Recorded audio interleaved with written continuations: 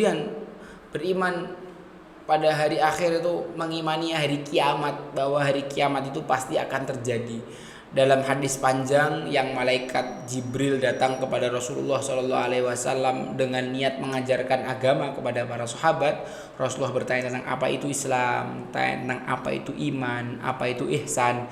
Di akhir malaikat Jibril bertanya apa itu hari kiamat, kapan terjadinya. Rasulullah SAW menjawab, mal mas'ulu anha bi'alama minas sa'il.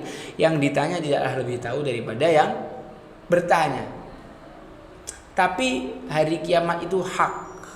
Itu adalah satu kepastian yang pasti akan terjadi. Rasulullah SAW tidak tahu kapan. Beliau tidak menyebutkan bahwa nanti di pertengahan bulan Ramadan ini akan terjadi hari kiamat, akan terjadi ini. Menjelaskan dengan spesifik, dengan tanggal sekian itu pasti terjadi. Rasulullah SAW saja ketika ditanya malaikat Jibril, beliau mengatakan, mal mas'ulu anha bi'alama minas sa'il.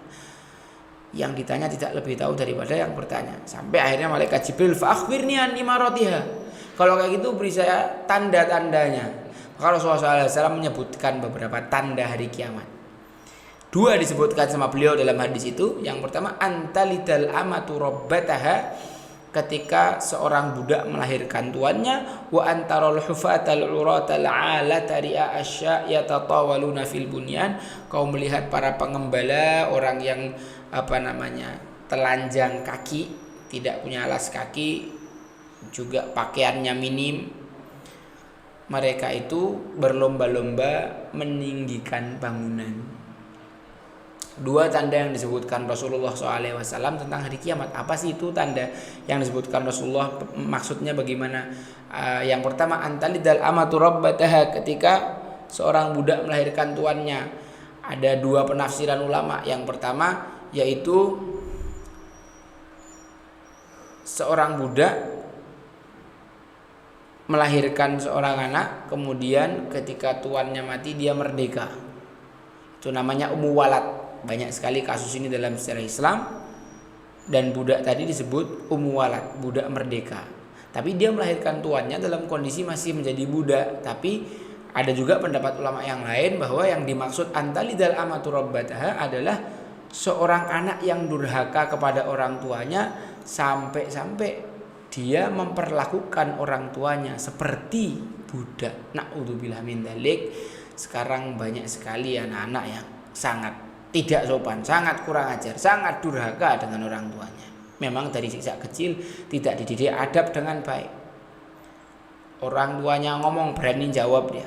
Orang tuanya ngomong berani bantah dia. Orang tuanya ngomong berani mentak dia. Orang tuanya nyuruh tidak dikerjakan sama dia. Ada yang berani memarahi orang tuanya, ada yang berani membentak orang tuanya, ada yang berani sampai naudzubillah memukul orang tuanya, sampai orang tuanya itu sendiri yang cerita ke saya. Naudzubillah min dzalik, jamaah dirahmati Allah Subhanahu wa taala. Allah berfirman dalam Al-Qur'an, wa qadha rabbuka alla ta'budu illa iyyah wa bil walidaini ihsana. Allah memerintahkan kita untuk menyembah padanya dan berbakti kepada orang tua. Bukan hanya dalam ayat ini, dalam beberapa ayat Allah menyandingkan ibadah kepadanya itu dengan berbakti kepada orang tua. Dalam ayat itu, dalam surat Al-Isra ayat 23, Allah Subhanahu wa taala menyebutkan wala taqul lahuma uff. Jangan sekali-kali kamu mengatakan kepada keduanya itu kata-kata ah. Ah saja tidak boleh. Kalau orang yang logikanya konyol, nah kan kita nggak boleh ngomong ah. Tapi kalau bentak sekalian nggak apa-apa. Kalau kita mukul sekalian nggak apa-apa. Itu keliru. Maksudnya begini, kita ngomong ah aja nggak boleh, apalagi lebih panjang daripada itu, apalagi membentak, apalagi sampai memukul, apalagi sampai membunuh orang tuanya. Naudzubillah min dzalik. Kalau kita melihat tanda-tanda ini merebak di sekitar kita, maka yakinlah itu adalah tanda-tanda akan terjadinya hari kiamat. Tapi ini hanya tanda kecil saja. Kemudian ada tanda lagi yang disebutkan sama Rasulullah, seorang pengembala kambing yang nyeker, tidak beralas kaki, pakaiannya juga minim. Yang dimaksudkan adalah orang-orang Arab. Mereka berlomba-lomba meninggikan bangunan. Mari kita lihat jamaah yang dirahmati Allah, betapa sekarang sangat luar biasanya pembangunan di Timur Tengah, di Dubai, di Qatar, di negara-negara lain.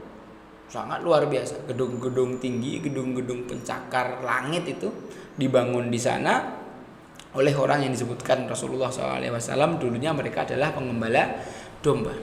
Nah, tanda-tanda hari kiamat ini jamaah ada dua, ada tanda kecil, ada tanda besar.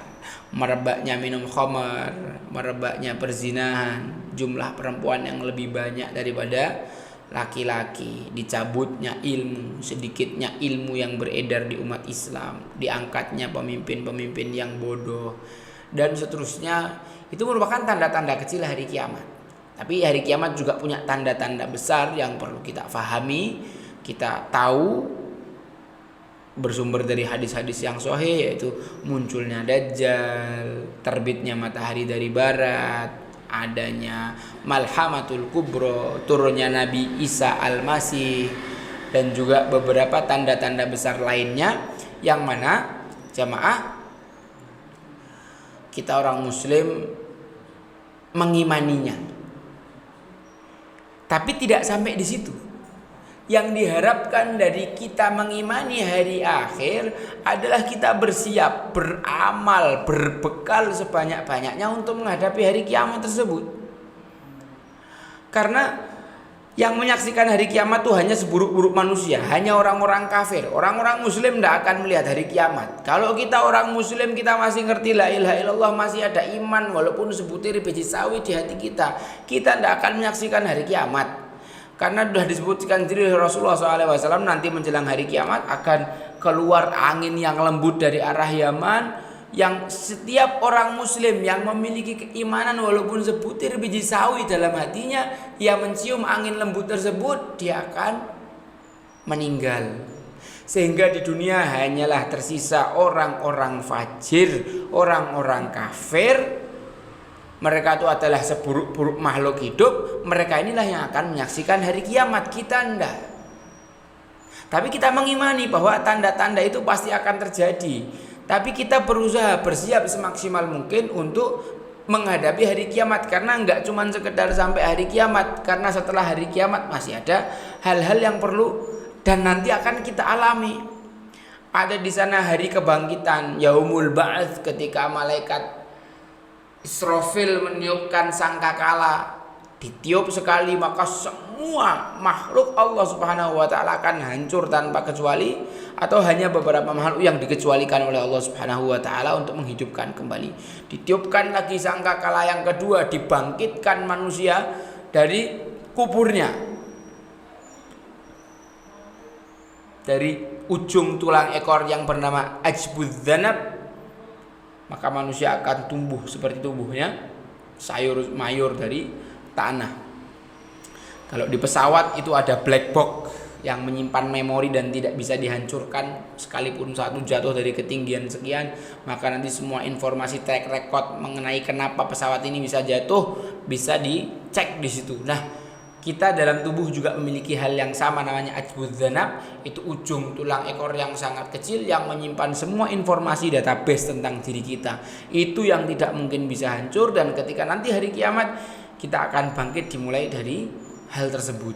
Bahkan Allah Subhanahu wa taala menyebutkan dalam surat Al-Qiyamah, bala qadirina ala an nusawwiya bananah. Allah Subhanahu wa taala bahkan mampu menyempurnakan kembali sidik jarimu.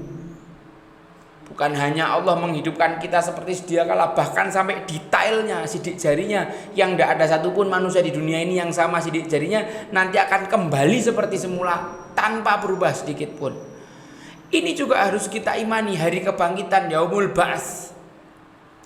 Kemudian nanti ada Yaumul Mahsyar, manusia akan dikumpulkan dalam kondisi telanjang bulat. Ketika itu Sayyidah Aisyah tanya kepada Rasulullah, ya Rasulullah, apakah nanti kita tidak melihat aurat satu sama lain? Kata Rasulullah SAW, bahkan kamu gak sempat mikir kayak gitu, saking beratnya apa yang akan kamu hadapi berikutnya, sehingga kamu gak sempat mikirin ngelihat aurat kanan kiri kamu. Ada orang yang tenggelam dengan keringatnya sendiri pada hari itu. Ada orang yang ketakutan luar biasa pada hari itu.